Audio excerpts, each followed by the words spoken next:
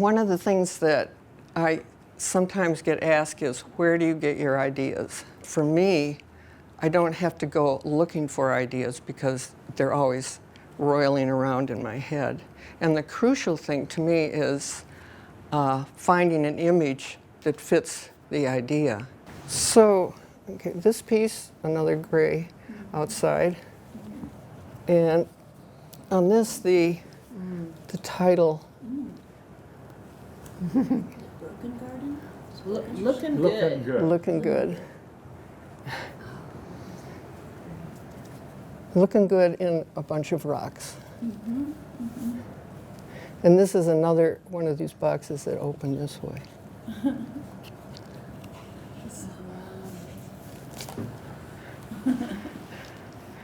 Now, maybe I can turn this. Wow.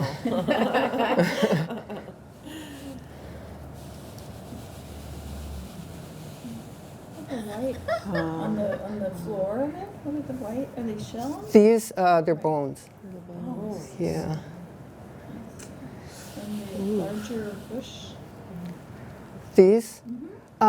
You know, I don't know where they came from, but I thought they were kind of the epitome of dead and dying plants. Short-sighted. Wow. That's They're great. from nature, though. That's great. Yeah, they are natural forms. Yeah, sometimes I do use natural. And the fabric makes such an incredible foundation for that. Well, yeah, and I actually tried to pick out stones that were about the same size. You made the little human figures. Yeah. Yeah.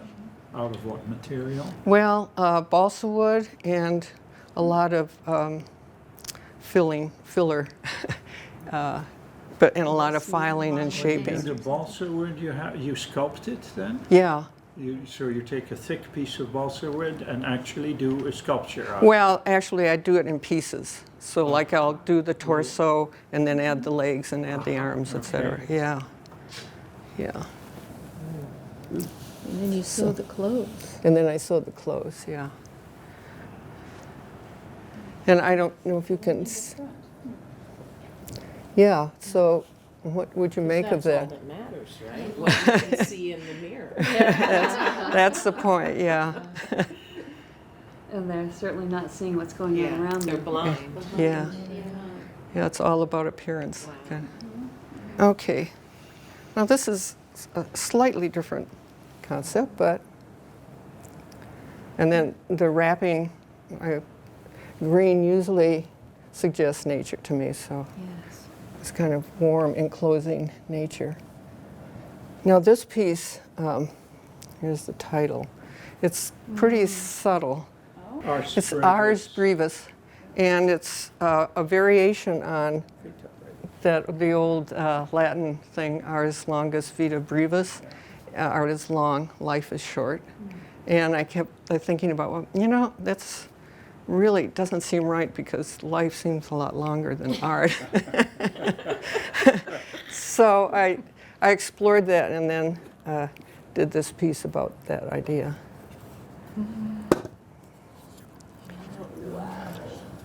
Oh my gosh. Oops. Was No, this this- in the show?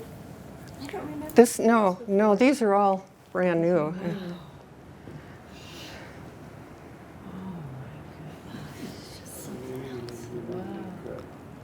Yeah.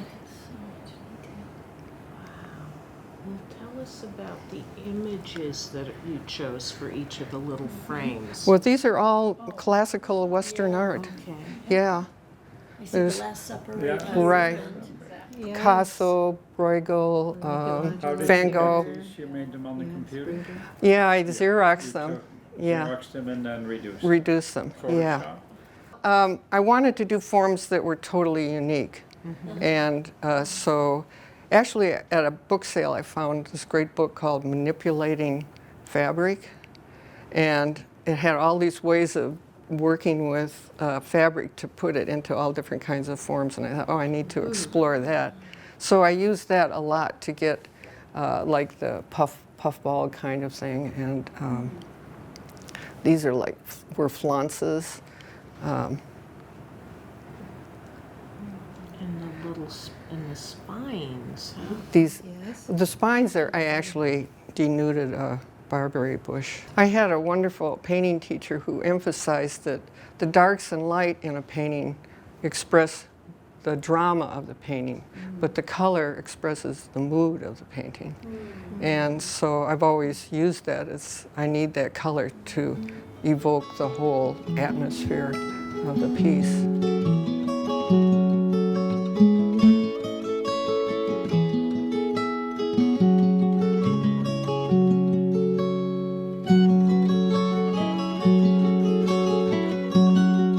Sometimes when you're a visual learner, verbal language is not your first language. And so by making things, you learn to translate that visual imagery into a verbal language. Okay, so I noticed that a lot of people just recently have been making books with gloves, and that's cool. And I like to think I was like one of the first people, but I don't know. So I am really also, this is a pair of gloves that I used to wear in the 80s when I was a punk. And so I repaired the fingertips. I wore these all the time to rock concerts and stuff, punk rock concerts. And that's so funny.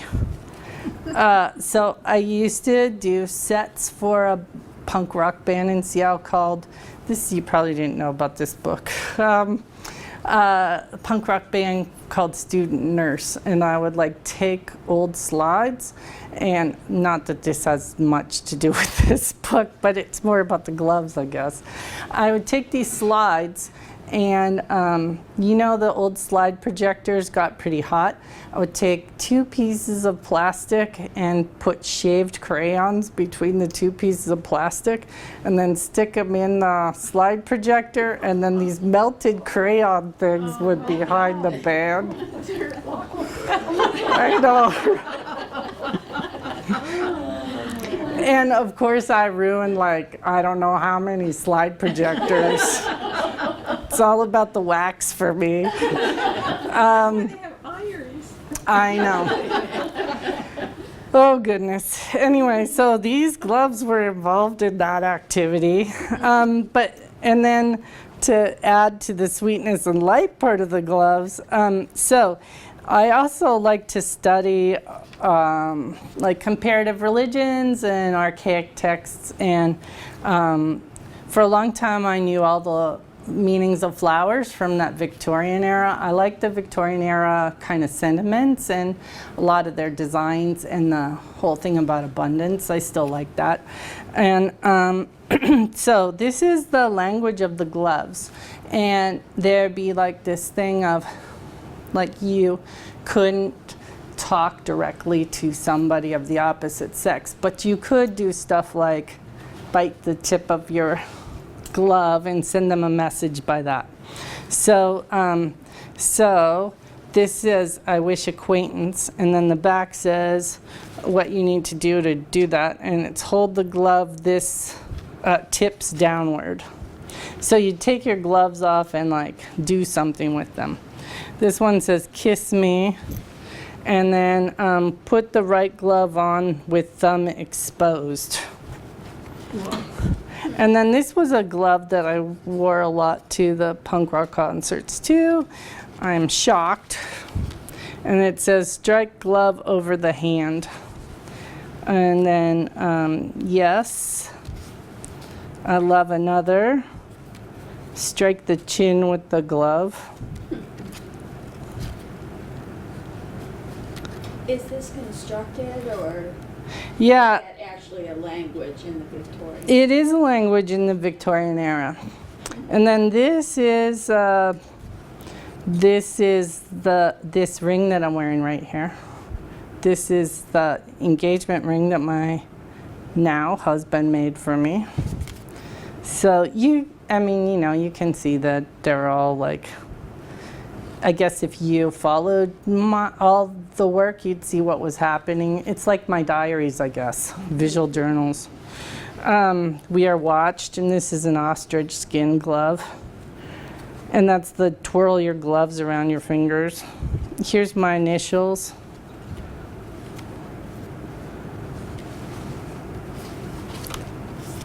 I'm really, obviously, I'm also really into patterning. You can see that all throughout all these. It's kind of fun to see all of them. And I am vexed. Vexed is the most underused word in the language, I think. Vexed is one of those things that I feel frequently. And that's the put the gloves away. That was my invention.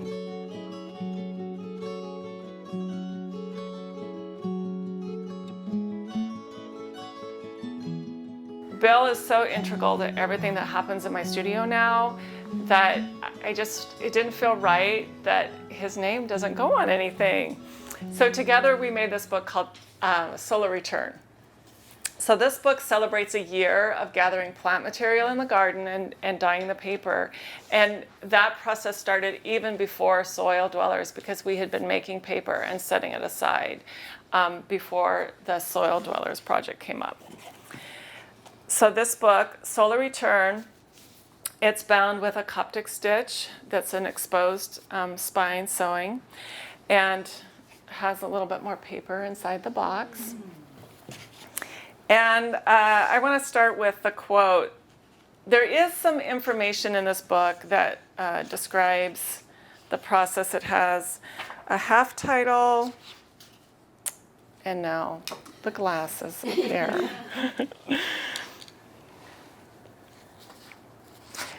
And a little quote at the beginning from Emily Dickinson. It says, "I hope your rambles have been sweet and your reveries spacious." And I chose this quote because I feel like the papers are their own world, that you can just go into all the details and colors and shapes and layers and just feel like you're in a universe of color and nature and all of these things. And sometimes the paper, I feel like I'm rambling across it, and sometimes I'm just sinking into it, like how you might move across a meadow or how you might just come upon something on the ground and just go, wow. And every book has aspects of that. So every piece of paper is unique because of this process. Every book has its own set of paper that won't be replicated in any other book. But each book, when I sort these papers together, I try to bring together a suggestion of all of these things for each book. So some of the pages have like suns. I think of them as suns. And I think of them as marking the days of the week or the hours of the day. So you'll see pages like that. You'll see pages that are more kind of as you come across something, like the trail opens up, or you come upon this, you wake up and everything's covered with frost, or the meadow is bloom. So some of the pages are more, to me, they're like that. Here's one of the pages that is divided into chapters. So the book is meant to just feature the eco paper. But I divided it by season, and every season has a list of plants. And those were plants that were largely gathered during that season. And it didn't mean that they were limited to being used for that season, but that's when it was harvest time for those plants. So those have pages that have kind of a clear area primarily to print on. So when I did Soil Dwellers, I needed paper that I could print poetry over. And when I did Solar Return, I wanted paper that I didn't have to worry about that, and we could just go crazy with the eco-printing. And then this one has like a little microscope where you're kind of looking in and you're getting to see a little plant. This is more of like a stencil, I think, and I'm not sure what that is. It could be a dried seed head of something like a sedum. I think the stem is too skinny for that. Or it could be a kale flower, although I think it would be a little more yellow if it was a kale. I think it's a dried flower because I think it's later in the year. Here's another one that I think just kind of opens on like a sun kind of on the landscape. Thank you. And here's another one that I think is just this beautiful wintry kind of, frosty, yeah. So I just wanted to point that out, and I'm going to hand it around, and you can look at it. But I just wanted to give you a sense of what we were thinking as we created this book. And like I said, they're all unique. Cynthia, I believe, has 2 in the collection. There's one down in the vitrine, and there's many of the papers up on the wall.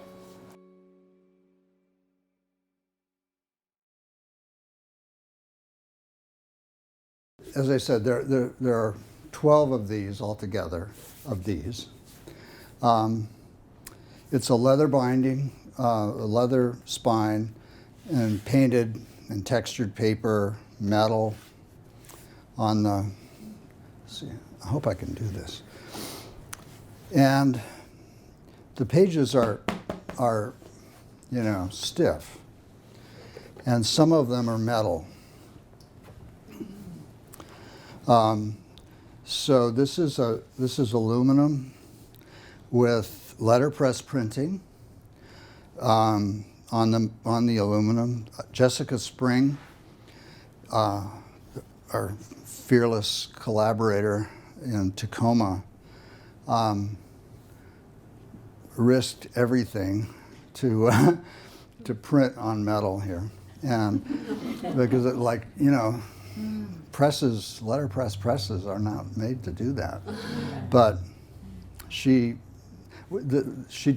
printed some of the original Voyager that had some metal pages, and so we knew that she could do it. But it was not my idea to do it in the first place, because it just never occurred to me. And Jessica, we were talking about it, and I was at her studio. We're going to get the Rumi page we were talking about, which I'll show you. And she said, I was going to have some metal there was some metal in the book already, not letterpressed. And she said, well, why don't we print this on metal? And I said, are you crazy? We can't do that. She said, really? Maybe we can. So we went to Home Depot and bought a roll of metal, of flashing for roofing. And we brought it back to her studio, and she had some piece of photopolymer plate that she was willing to sacrifice to the cause. And it was just on her press, so we ran a piece of metal through it, and it worked. I mean, it was flexible enough to go around the drum, and it worked. So here we are. Okay. So this is, the type is letterpress. The metal is all sanded, and I did that before we printed on it. And then after we printed on it, I painted the color, so there's a little bit of black and some gold, kind of warmer color going on. And here's the Rumi page. And Rumi he apparently didn't write anything. He had people who would follow him around, and he would say interesting things, and they would write it down. And he kind of spoken, or at least it was recorded, sort of in couplets, kind of like Confucius, you know, small little one-liners, two-liners. We have a president-elect who I think is doing it.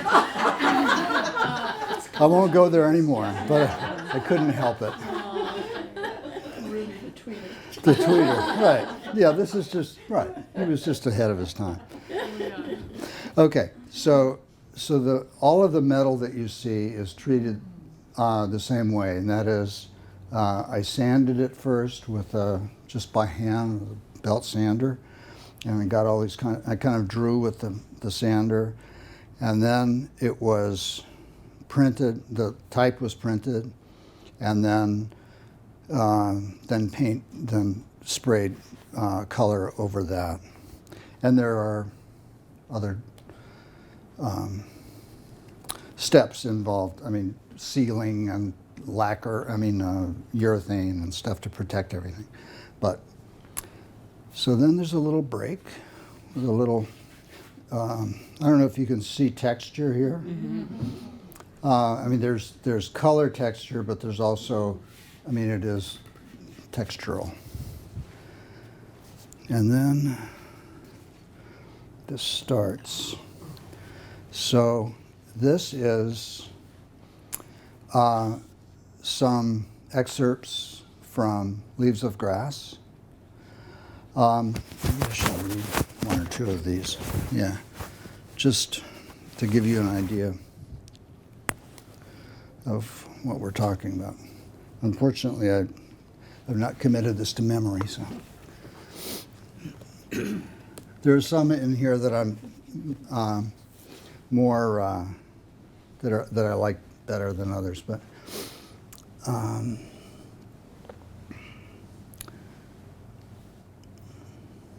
this is a good one. I exist as I am. That is enough. If no other in the world be aware, I sit content. And if each and all be aware, I sit content. One world is aware, and by far the largest one to me, and that is myself. And whether I come to my own today, or in 10,000 or 10 million years, I can cheerfully take it now, or with equal cheerfulness I can wait. That's pretty cool.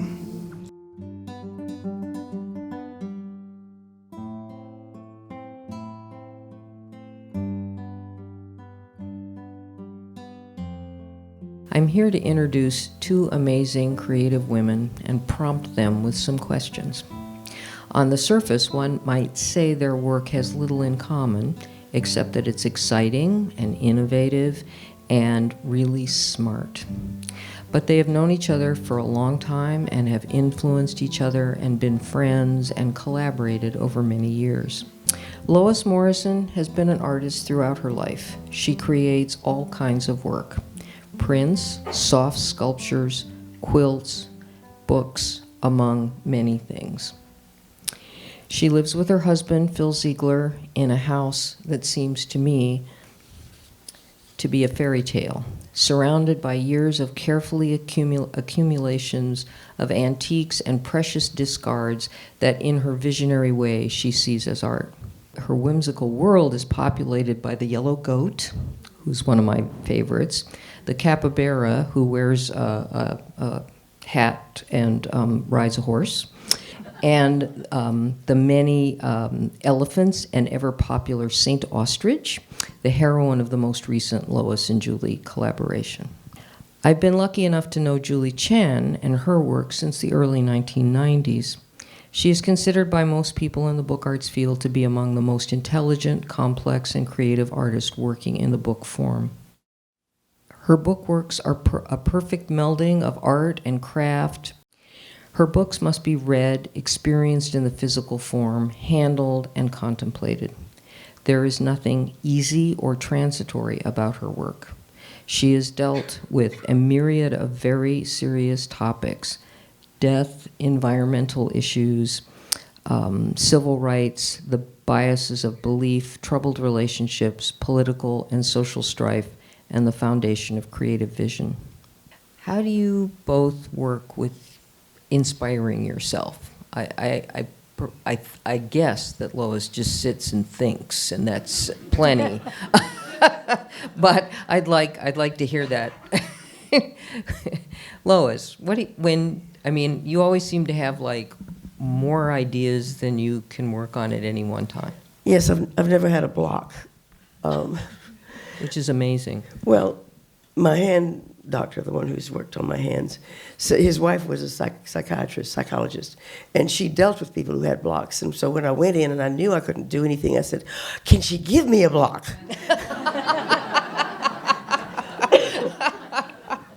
That's a quotable line. But what happens, I don't think I just sit down and think. I'm always thinking. It's in the back of my mind. It's not a conscious thing out there, but gradually as I collect the elements, I will find something here and something else there and something else there, and I won't know what to do with them. And then all of a sudden I'll find something that'll bring them together. And all of a sudden the text is also there then because it makes sense. It comes from a lot of different things. Sometimes just something will come up in the news, or one of my students will say something that sort of kind of triggers some cascade of ideas. It's hard to know exactly where it comes from. Yeah. But I always tell my students at a certain point, the book takes over, and the book tells you what it wants or what it needs, or and then you have to sort of follow. And so I kind of live for those moments when the book takes over, because then I know I'm on the right track. But sometimes I start with something and it's like, well, that's not right, or that's not right, and I'm kind of casting about, figuring out what I'm trying to do. But there's usually, I won't say always, but there's usually a moment though when the book just starts dictating, like, you have to do this. And even if it's something that's really crazy and kind of far-fetched, it's like, really? Do we really have to do that? It's like the book says yes. It's like, okay, I'll figure it out, I'll get back to you. Barb Tettenbaum and I, Barb's in the audience somewhere, I don't know where she is, but we did this deck of cards, this double deck of cards called Artist Book Ideation Cards, and they give you prompts for doing a book. And so I did a couple of books using the cards for exhibitions that Barb and I co-curated, invited people to work on these books. And that was an interesting process, because it was sort of like giving myself an assignment, the way I give students an assignment. And sometimes it was stuff that I wasn't particularly interested in, because I would get these card draws that said, use your least favorite color. You can't use any image. Yes, the cat's cradle piece. Yeah, and it's sort of like, Cat's oh cradle. my God, what am I going to do? And I kind of felt like, oh, I understand what my students are going through. The book arts, when I started, was fine press printing. And it mostly was people bickering about, is this too close to that eye? And now it seems like a complete reversal of that has happened. And it's really, book arts are about, the best work is about something. And it's about the artist trying to reach out to an audience and have them understand something meaningful. And I guess I just wanted each of you to talk a little bit about that practice, about what you're trying to do with your work. For me, I think what I'm really trying to do is understand things myself. And the way that works for me, or the way that I've discovered that works for me for understanding the world, is to make art. And so and I talked about this a little bit the other night, a lot of what my texts are letters to myself, to try to tell myself or remind myself what I know and what I don't know, and how those things relate. I'm just having a ball. But there are times when I'm thinking about things that I care about deeply, as I've mentioned before, the Wilfred Owen series. But there are other things. There are really silly, silly books, but they underlie something else. I have a group of rabbits from India that have learned to swim underwater with the fish, so that when the nets are laid, dropped into the ocean by these people who are trying to catch the endangered species, these rabbits jump in and all they get is rabbits. So, but I'm quite serious about watching out for these endangered fish. In my relationship with Julie, when I was the big lady in the house, there's been a role reversal. Julie is the one I admire now, and she can get me out of pickles and things sometimes. And it really is a role reversal that I delight in.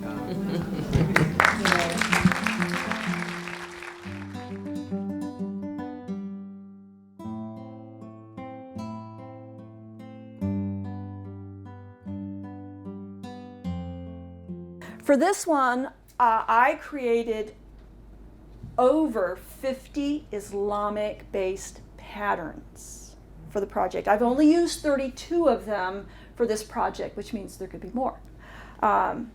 So I went to architecture, I went to art history books, went to Qurans, just to find these patterns and then create them in Illustrator so that I can change the color, I can change the scale, I can do all sorts of things with them.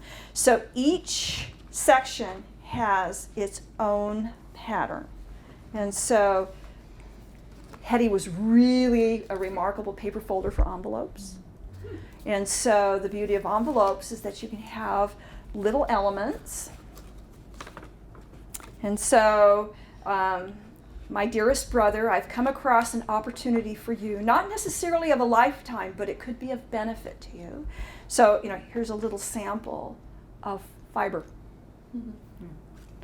And it then all gets folded up into the envelope, and it does close. And this is a basmala. So the basmala for this one is the one that you would say that would automatically convert you to the Islamic faith. And believe it or not, it was something I had done 20 years ago when I had taken a watercolor workshop thinking, yeah, maybe. And then I realized that the way I mix color was the opposite of what watercolors do. So I thought, maybe I won't be doing that. But I did always keep the artwork and scanned it so that I could do multiples of it. And I actually have another one. I have a second one, which is little rectangles with all the characters individually that I didn't put in this one. But it has then its own pattern on the back and for the envelope. And of course, this was the beautiful thing about designing this one. I could take that beautiful Mideast shape, that arabesque thing, and use it then as a way of creating a more interesting locking mechanism. So these are all little patterns, little studies. So the actual blocks are there, and then they're created. And of course, I have a Sizzix die cutting machine. So this is one of the things I'm not a scrapbooker. But what I really appreciate about what the individuals who got that going did is they democratized technology at a reasonable price for book artists to do it without having to go to a regular print shop and pay a little bit more for it and then having to up the price of your books because you've had your technology that you don't have that you have to pay for. So then I don't feel guilty about having bought those blocks. Because, and so that's another part of me. I am a collector of what I call primary source material. So if you are a scholar and you are writing articles, you're always supposed to really go for primary source materials, the originals. So it's the letters somebody wrote, or the original photographs, or you interview. You're not taking somebody else's publication and then citing that portion. So last year, when I did my taxes, I thought, should I total up how much money I spent in antique shops for primary source materials? I spent $3,000 last year. It is. And thank God. And so I have, and I do like those 12-inch scrapbooking containers because I have photographs of men, photographs of women, photographs for the next fashion project where I've been buying buttons and I've been looking for photographs that really show all the details in the clothing, hoping that my buttons match or very close to it because I want to do something on the history of buttons because most people don't realize that buttons are really a late invention. And in Florence, during the time of Savonarola, with the Bonfire of the Vanities, there was huge criticism of the wealthy women in that they were locking up their family's wealth in gold and silver buttons that didn't have any function on their clothing, but were a decorative component to their clothing.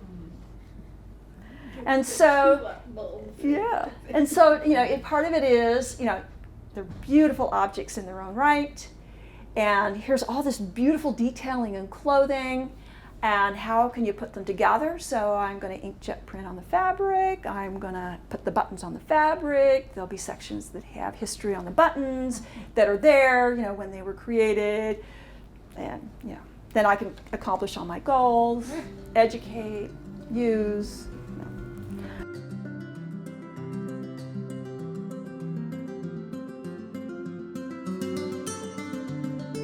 Please welcome Charles Hobson.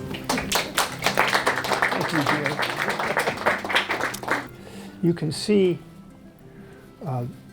there's a kind of sequence and flow of the clouds, of the stories, and the paper airplanes. So this is all put together, by the way, with double-sided low-stick tape. So it's like building a collage where if you want to change something around, you can. So I've dealt with different clouds in different locations. And I've worked the text through, and then as things have evolved, I've made some changes. And just last week, I reached a conclusion that this approach, these are bobby pins, so that you can take the airplane out to read it. But the trouble is that the tips of the airplane get abraded fairly quickly, and so you're basically building a book which has, you know, a defect buried in it. It's like, in some ways, like painting on unprimed canvas. You kind of, if you're doing it, you got to do it knowing what you're doing, and so not a good idea. So that troubled me. The other thing that troubled me was once one took it out and read it, then you'd have to put it back in, and you'll see that. Okay, and it also, if you squeezed it, you know, it might be a complete mess. That wasn't working. And the way I had dealt with it to some extent was this is a prototype cover, which is much fatter on there than it needs to be so that it would tolerate this. So that's where I was 2 weeks ago. And one of the things about artist books is you have to learn to give up good ideas.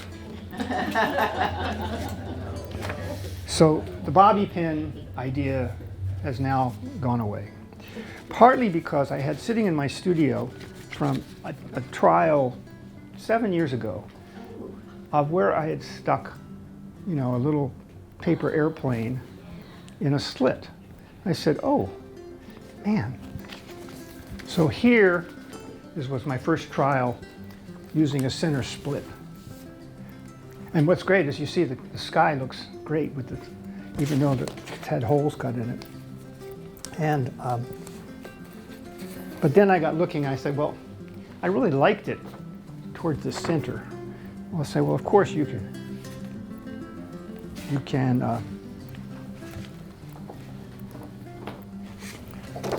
move it around, Charles. Why don't you tilt it more towards the center? And there's still some experimentation I can do to see how that works. Let me just.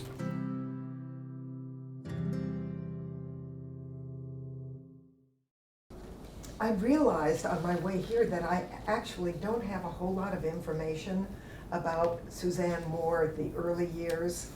I know she was born, and presumably she has a family because I read that they are engineers and inventors, and that Suzanne herself was had great talent in math and science growing up, but nevertheless got a BFA when she was settling down to a career. I don't know how she does what she does. As far as I can see, she hears the music of the spheres and it goes through her body and comes out her fingers, and she writes the music on the page. That's my personal area.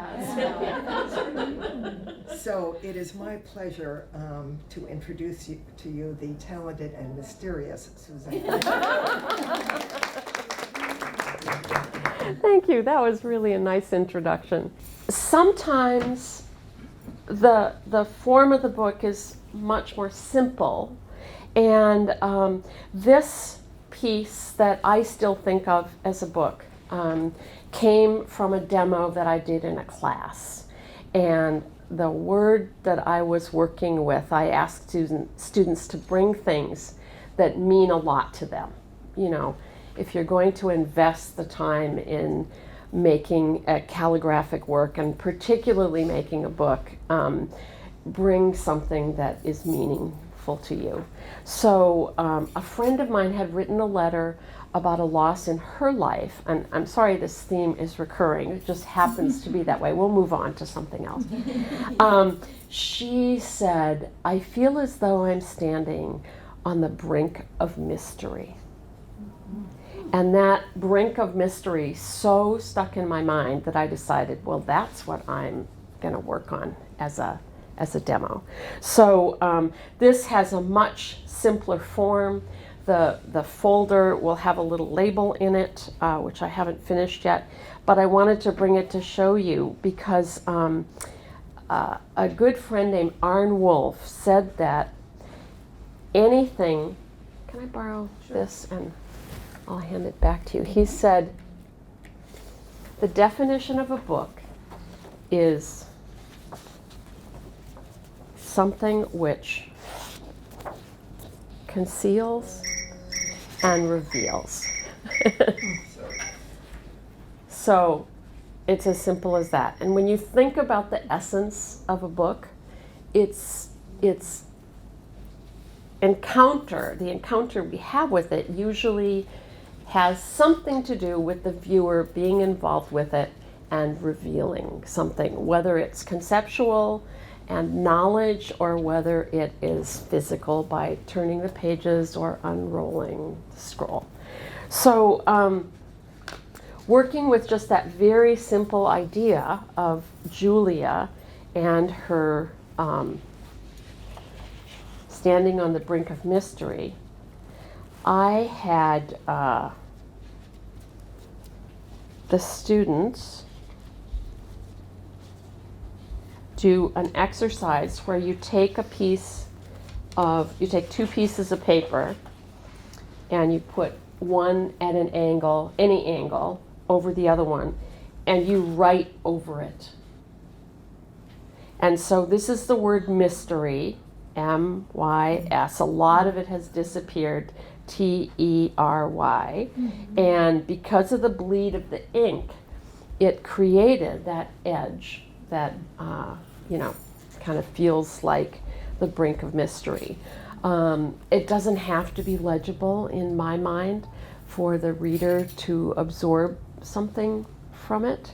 And in fact, with most poetry or something where I wanted the message to be legible, I would then write it somewhere, maybe really tiny even, or letterpress it so that you could have access to the message itself, the written message itself.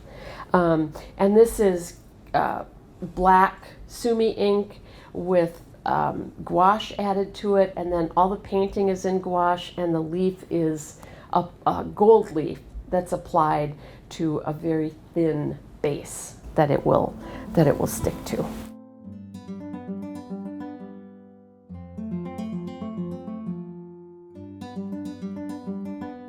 So let me show you my latest big project called Object, Noun, Object, Verb.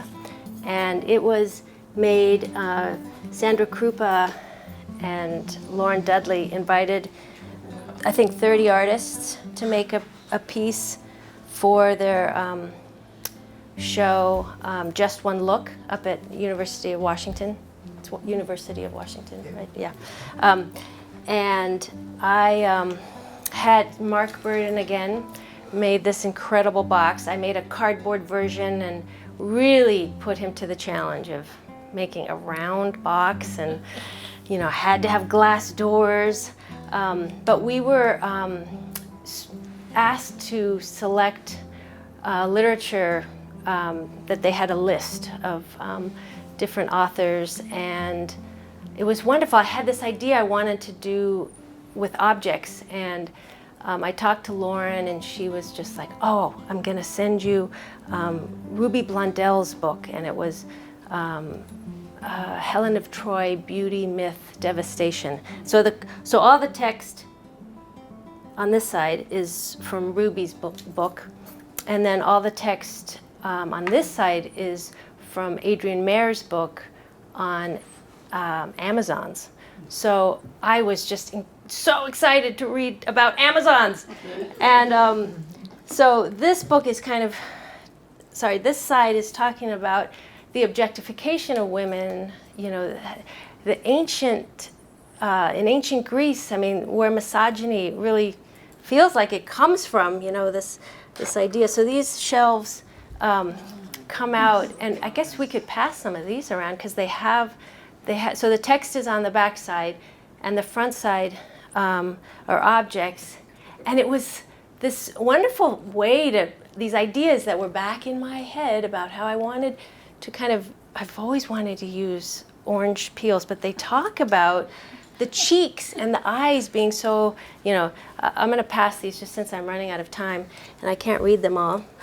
But, and then this one, in graduate school, I was looking at Rorschach ink blots, which have always been fascinating to me. So this is kind of the psychological kind of,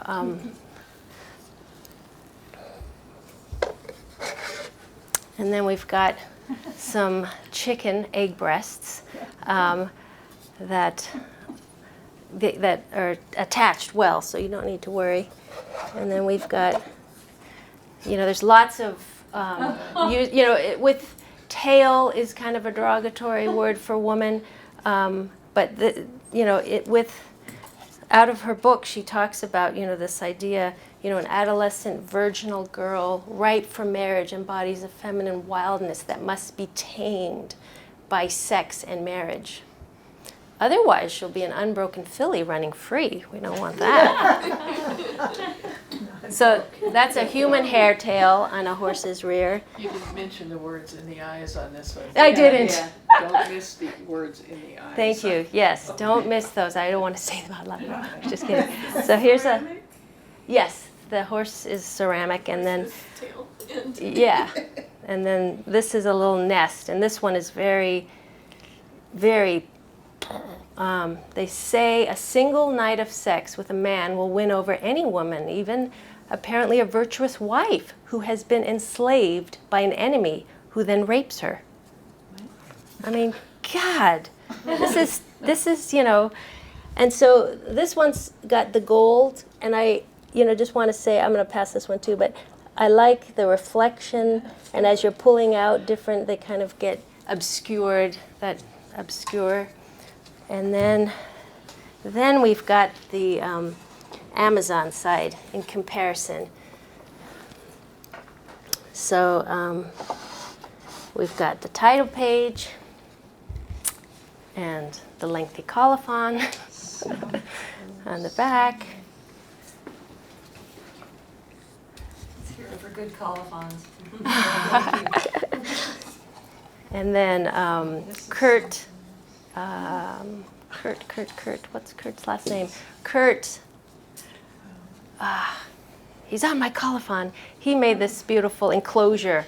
I printed everything, and then he designed this to be for my pop-up map to show you where the Amazons rode. So there were these components that I think really made for an egalitarian society. You know, they were nomadic, they rode horses, and what else? Nomadic. They wore trousers. And they wore trousers, exactly. And yeah, they were archers.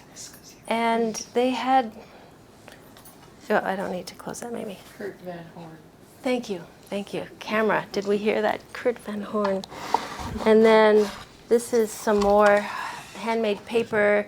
I made these objects that I molded over to kind of show the excavating part, and that's how we know that Amazons existed, because these burial mounds were excavated, and 37% were females. And they have the war scars to prove that they fought in battle, and they were given this, you know, respectful burial. So,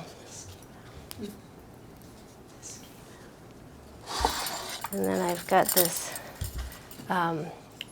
military dog tag necklace with a little bow kind of holding it back. And I like having a little sound in the piece.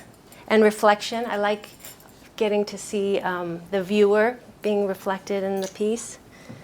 And then this is some Amazon drawings that I did with ink that I made polymer plates of. And then this, Cynthia, is when I printed the faces, I printed up sheets of paper with all the derogatory and slang words and collaged that paper onto the dress. It was kind of fun to use that. But yes, they wore trousers. What a wonderful invention. Especially if you're riding a horse. Yeah. Yeah, it's really. Yeah, less access with trousers. And they also had tattoos. So, I don't know, This is just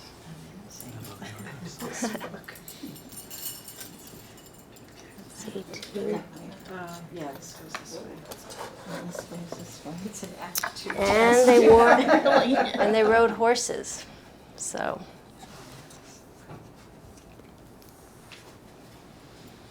Do you want me to? Thank you. Give that one to you. And then the last book, I know I'm running out of time, is taking the Amazon side and focusing on that and doing a letterpress book, which has been a while since I've bound a book. So kind of coming back to a binding.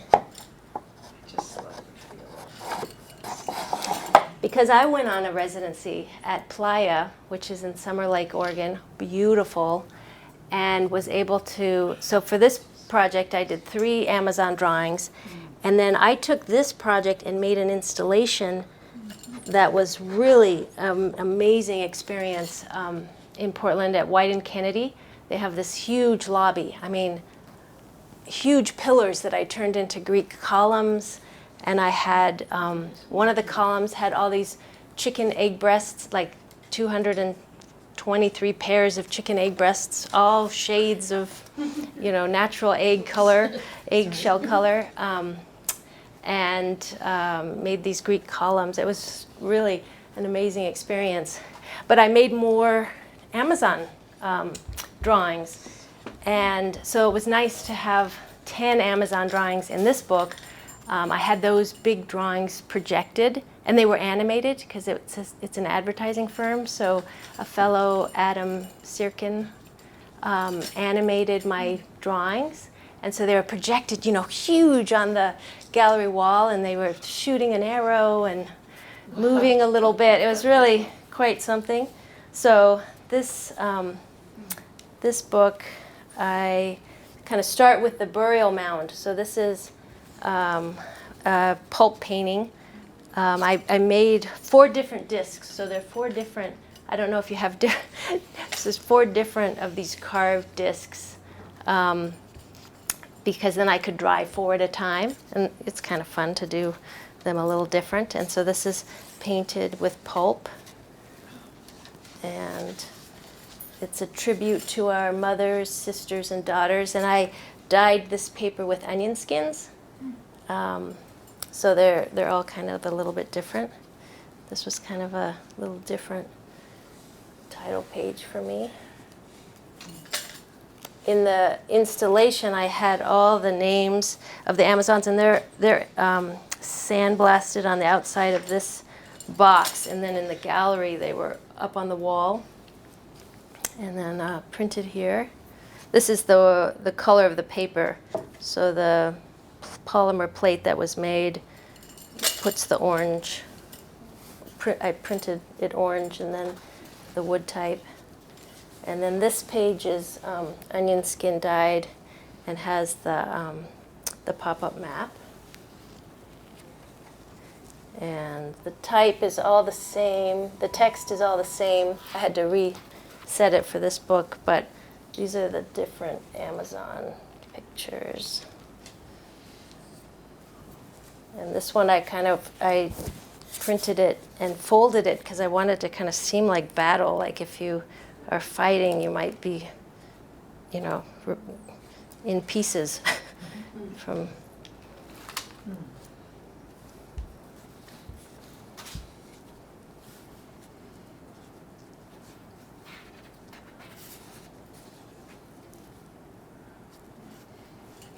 I think she's the one that this arrow goes flying across the wall, and the battle axe, I think.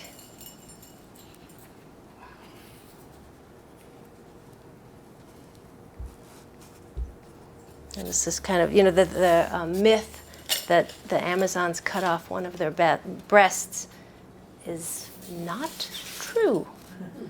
That would be crazy. It sure would. It just doesn't really get in the way.